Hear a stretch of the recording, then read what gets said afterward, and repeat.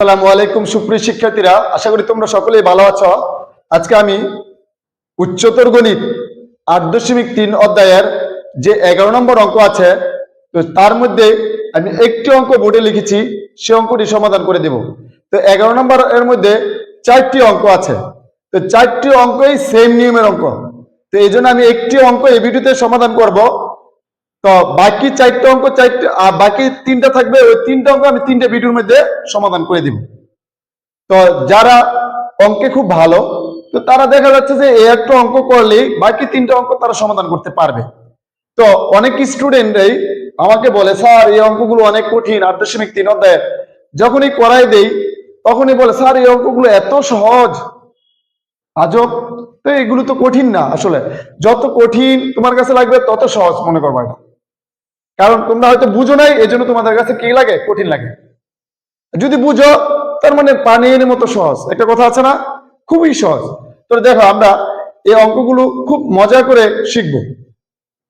তোমরা কেউ কি কুমিল্লার রসমালাই খেয়েছ?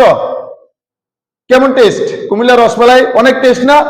ঠিক তদ্রুপ অনেক মজা, এই অঙ্কগুলো করতে অনেক মজা লাগে। দেখো, আমি এখন একটা অঙ্ক, এই অঙ্কটি সমাধান করব। ওকে, তো এখানে দেখো দেওয়া আছে, কিন্তু একটা শর্ত জুড়ে দিয়েছে আমাকে। কি শর্ত দেখো তো, যে 270 ডিগ্রি থেকে বড়, 360 ডিগ্রি থেকে ছোট, অর্থাৎ এটা কোন চতুর্ভাগে আছে? চতুর্থ চতুর্ভাগে। ওকে, এখন দেখো, তাহলে আমি একটা অঙ্ক যদি এই যে অঙ্কটা লিখি, যদি -√3, তাহলে কট নেগেটিভ কোন কোন চতুর্ভাগে কট নেগেটিভ? তাহলে এটাতে কট পজিটিভ, এটাতে কট পজিটিভ, আর এটাতে কট নেগেটিভ, তাহলে দ্বিতীয় চতুর্ভাগে আছে এটা, আর চতুর্থ চতুর্ভাগে আছে। ওকে, এই যে কট নেগেটিভ হওয়ার কারণে, অর্থাৎ ঋণাত্মক হওয়ার কারণে, এটা কোন কোন চতুর্ভাগে আছে? দ্বিতীয় এবং চতুর্থ চতুর্ভাগে আছে। কিন্তু এই শর্তানুসারে এটা কোন চতুর্ভাগে? 270 ডিগ্রি থেকে বড়, 360 ডিগ্রি থেকে ছোট, কোন চতুর্ভাগে? চতুর্থ চতুর্ভাগে। তার মানে কি আমরা দ্বিতীয় চতুর্ভাগের কাজ করব না। ওকে, যে দ্বিতীয় চতুর্ভাগের কাজ কি আমরা করব না। কেন করব না? ওই যে শর্ত অনুসারে এটা দ্বিতীয় চতুর্ভাগে নাই, এটা কোন চতুর্ভাগে আছে? চতুর্থ চতুর্ভাগে আছে। তাহলে দেখো, তাহলে এটা কোন চতুর্ভাগে আছে? চতুর্থ। তাহলে শর্ত অনুসারে তাহলে 3π/2 আলফা 2π, শর্তানুসারে চতুর্থ চতুর্ভাগে অবস্থিত। ওকে, তাহলে চতুর্থ চতুর্ভাগে কাজ করবো আমরা আলফা =−√3 বা, তাহলে কট আলফা, তাহলে আমরা জানি √3 মান কত? হ্যাঁ, যে কট কত ডিগ্রি? 30 ডিগ্রি। 30 ডিগ্রি মানে কি? π/6। এখন আসো, তাহলে চতুর্থ চতুর্ভাগ মানে কি আমরা কিভাবে লিখবো বলো?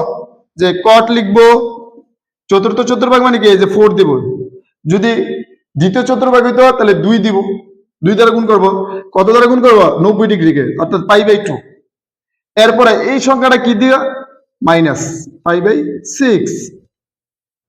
ওকে, দেখো, তাহলে এই যে বিষয়টা, যে চতুর্থ চতুর্ভাগে, কারণ এটা চতুর্থ চতুর্ভাগে কি 4 × π/2, এখানে মাইনাস দিয়েছি কেন? কারণ চতুর্থ চতুর্ভাগে অবস্থিত। যদি প্লাস দিয়ে দিতাম তাহলে কোন চতুর্ভাগে চলে যেত? প্রথম চতুর্ভাগে চলে যেত। এই জন্য আমি কি দিয়েছি? মাইনাস দিয়েছি। আর এখানে যে সংখ্যাটা থাকবে π/6, ঠিক সংখ্যাটি থাকবে। ওকে, তাহলে দেখো, এখন এ কট কাটা থাকে, আলফা সমান কত হয়? তাহলে কাটলে কত হয়? 2π/2π -π/6 সমান কত হবে? 6 12 পাই মাইনাস পাই, তাহলে কত হবে? আলফার মান কত? 6। তাহলে পাই থেকে 11π/6 অ্যান্সার। তাহলে আলফার মান কত? 11π/6 অ্যান্সার। ওকে, কি পারবো?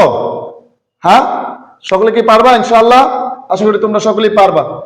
তা এই অঙ্কটা যদি কেউ ভালোভাবে বুঝে থাকো, তাহলে তোমরা পরবর্তী যে 3টে অঙ্ক আছে, এই 3টে অঙ্ক করার চেষ্টা করো। ওকে, সকলে ভালো থেকো, সুস্থ থাকো। আজকের মতো এখানেই শেষ করলাম। আল্লাহ হাফেজ।